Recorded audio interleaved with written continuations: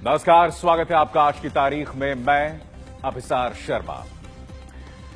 18 सैनिकों की शहादत से पहले एक और घटनाक्रम हुआ था, जब लाल किले के प्राचीर से भारत के किसी प्रधानमंत्री ने पहली बार बलूचिस्तान आंदोलन पर इस तरह से खुल के बयान दिया था, उसे अपना नैतिक समर्थन दिया था। बलूचिस्तान जो सही मायने में कभी पाकिस्तान का हिस्सा ही नहीं रहा। तो सवाल यह कि क्या 1971 का इतिहास फिर से दोहराया जा सकता है? क्या पाकिस्तान फिर से दो फाड़ हो सकता है? उसके लिए बहुत जरूरी है हम 1971 चलें, क्योंकि मौजूदा बलूचिस्तान और 1971 से पहले का पूर्वी पाकिस्तान, उसमें कुछ समानताएं हैं। और ऐसे में बहुत जरूरी है कि हम आपके सामने पेश करें मरहूम इंदिरा गांधी के उस जज्बे को, वो जज्बा जो प्रधानमंत्री मोदी के लिए प्रेरणा का स्रोत भी हो सकता है। आइए देखते हैं जब इंदिरा ने पाकिस्तान को तोड़ा था। आप मुझसे क्या चाहती हैं? मैं चाहती हूं हमारी आर्मी ईस्ट पाकिस्तान में दाखिल हो। आप इसका मतलब जानती हैं? इट्स वॉर, जंग। जंग हो तो हो, मुझे इसकी परवाह नहीं है। I don't mind if it is war. तारीख 25 अप्रैल 1971। तत्कालीन भारतीय प्रधानमंत्री इंदिरा गांधी ने एक बड़ी मीटिंग में देश के थल सेना अध्यक्ष से कहा कि पाकिस्तान को सबक सिखाने के लिए जंग करनी पड़े तो करें। उन्हें इसकी परवाह नहीं। इंदिरा गांधी को ऐसा इसलिए कहना पड़ा क्योंकि उस वक्त भारत के पूर्व में बसा पाकिस्तान का वो हिस्सा जिसे अब बांग्लादेश कहा जाता है, वहां ऐसा कुछ हो रहा था जिसका सीधा असर भारत पर पड़ रहा था।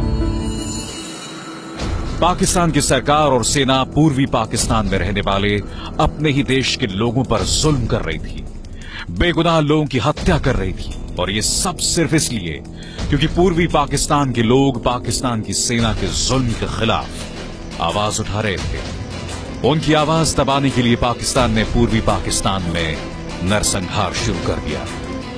अपनी जान बचाने के लिए लोग वहां से भागने लगे। ये शरणार्थी पूर्वी पाकिस्तान के सीमा से लगे भारतीय राज्यों में पहुंच गए। पूर्वी पाकिस्तान के करीब 10 लाख लोग भारत में शरणार्थी बनकर आ गए। भारत की प्रधानमंत्री होने के नाते इंदिरा पर इस बात का दबाव बढ़ रहा था कि वो जल्द से जल्द इस मसले का हल निकालें और जरूरी कार्रवाई करें। इसलिए इंदिरा ने एक तरफ भारतीय फौज को युद्ध की तैयारी करने का आदेश दे दिया और दूसरी तरफ अंतर्राष्ट्रीय स्तर पर पाकिस्तान पर दबाव बनाने की कोशिश कर दी।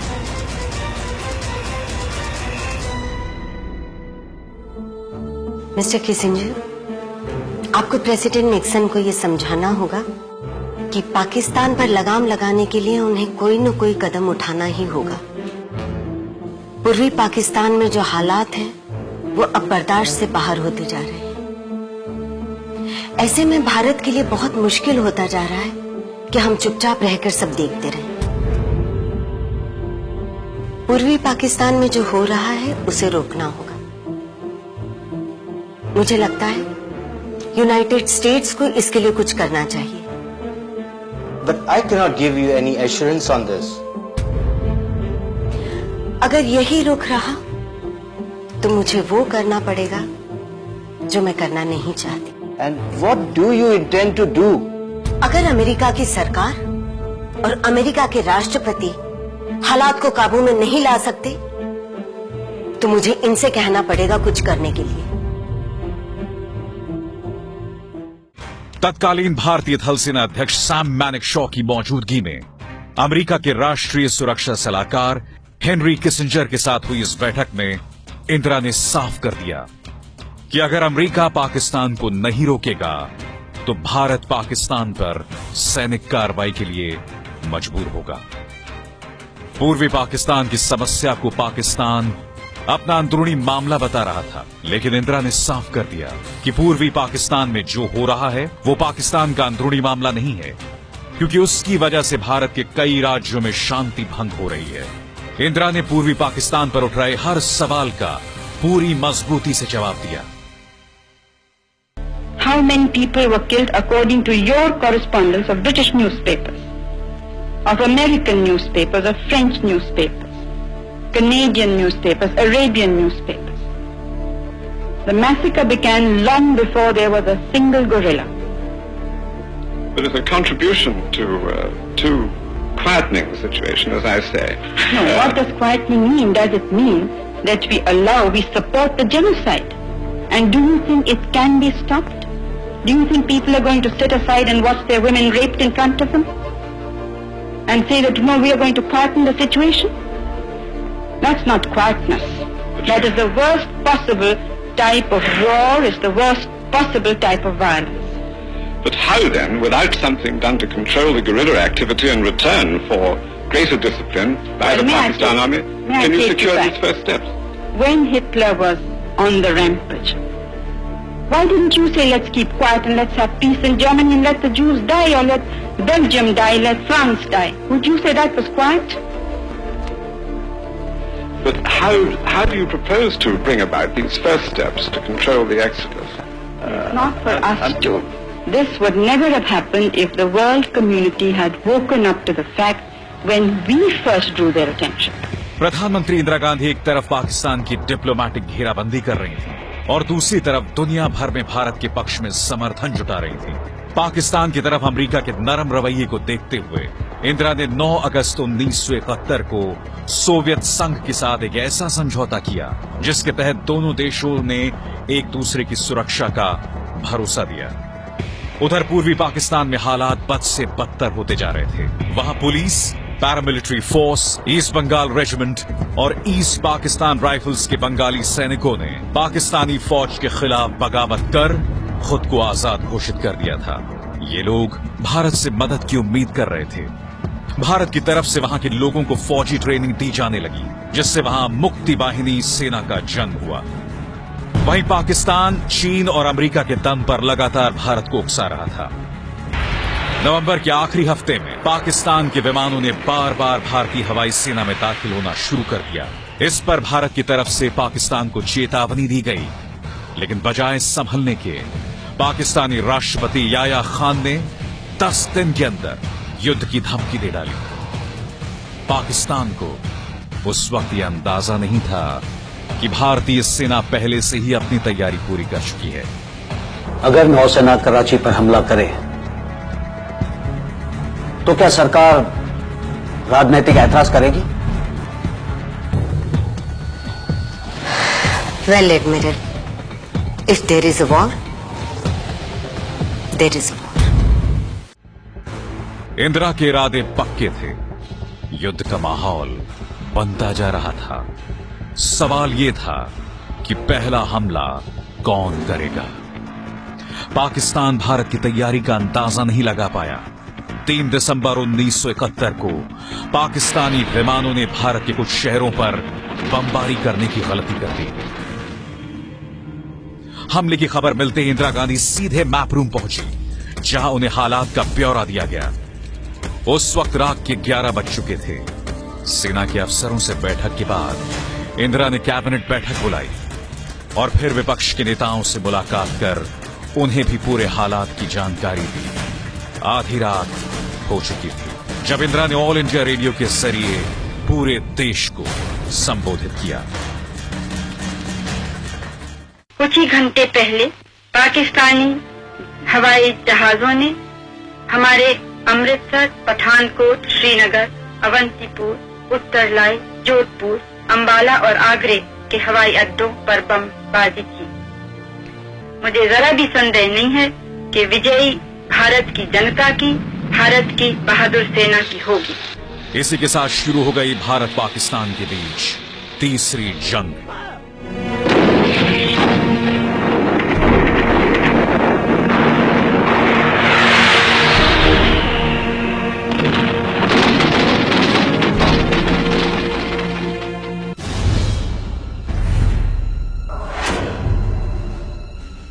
तो आप देख रहे हैं हमारी खास पेशकश जब इंदिरा ने पाकिस्तान को तोड़ा था। तो कूटनीति आपने देख ली, पर्दे के पीछे किस तरह की सियासत चल रही थी वो आपने देख ली, मगर आपके ज़हन में एक बड़ा सवाल होगा कि भारत ने ये जंग कैसे जीती थी। आइए देखते हैं।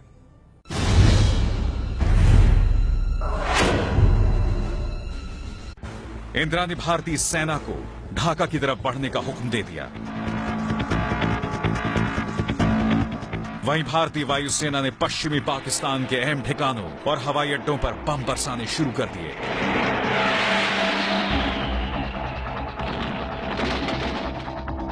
जब उन्होंने बॉम्बिंग शुरू किया तो ठीक है, हम लोगों ने अपना जो प्लान बना रखा था 3 दिसंबर को दे दिया।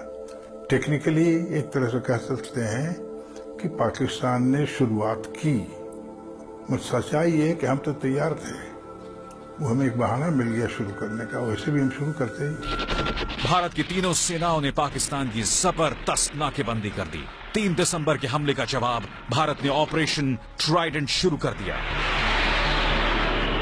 4 दिसंबर 1971 को ऑपरेशन ट्राइडेंट शुरू हुआ। भारतीय नौसेना ने भी युद्ध के 2 मोर्चे संभाल रखे थे।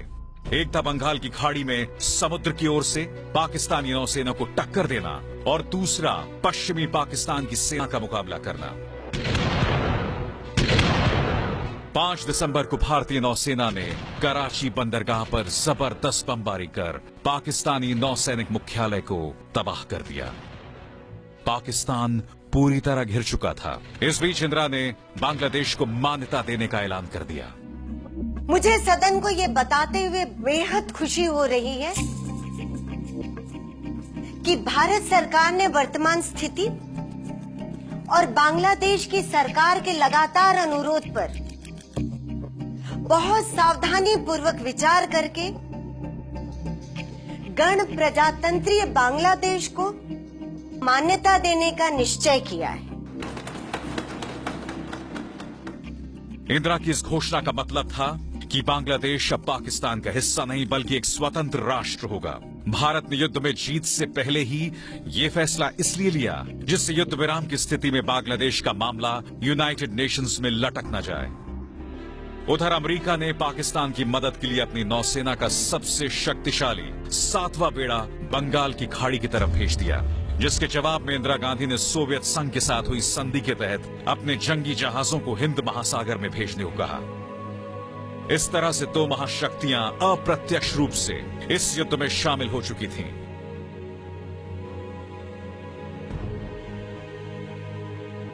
इंदिरा ने फैसला लिया कि अमेरिकी बेड़े के भारत के करीब पहुंचने से पहले पाकिस्तानी फौज को आत्मसमर्पण के लिए मजबूर करना होगा, जिसके बाद थल सेना अध्यक्ष जनरल सैम मैनिकशॉ ने तुरंत पाकिस्तानी फौज को आत्मसमर्पण की चेतावनी दे दी।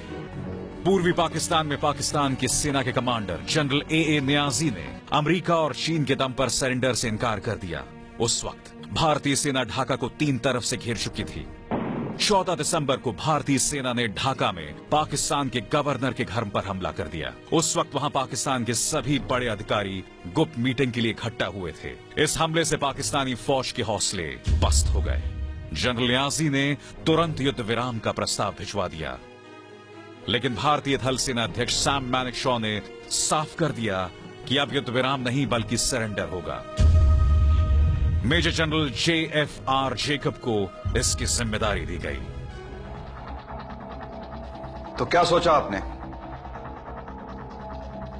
क्या आप सरेंडर करने के लिए तैयार हैं?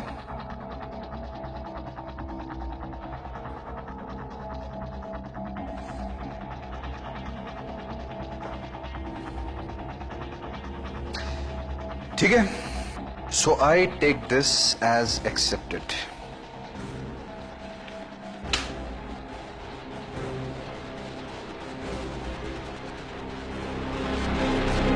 इसके बाद कोलकाता में भारत के पूर्वी कमांडर के प्रमुख लेफ्टिनेंट जनरल जगजीत सिंह अरोड़ा ढाका पहुंचे। अरोड़ा और नियाजी एक मेज के सामने बैठे और 16 दिसंबर 1971 को दोपहर के 2:30 बजे सरेंडर की प्रक्रिया शुरू हुई। पाकिस्तानी कमांडर नियाजी ने पहले लेफ्टिनेंट जनरल अरोड़ा के सामने सरेंडर के कागजात पर दस्तखत किए और फिर अपने बिल्ले उतारे। सरेंडर के प्रतीक के तौर पर नियाजी ने अपना रिवॉल्वर जनरल अरोड़ा के हवाले कर दिया।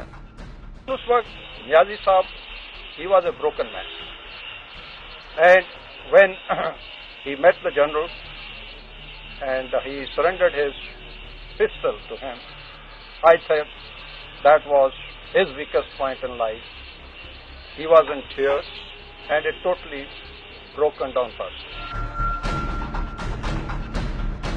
पाकिस्तान के सरेंडर के साथ ही प्रधानमंत्री इंदिरा गांधी ने यह ऐलान कर दिया, Dhaka is now the free capital of a free country. Bharat ने सिर्फ 14 दिन में पाकिस्तानी फौज को हथियार डालने के लिए मजबूर कर दिया और इस तरह इंदिरा ने पाकिस्तान को तोड़ दिया, उसके 2 टुकड़े कर दिए।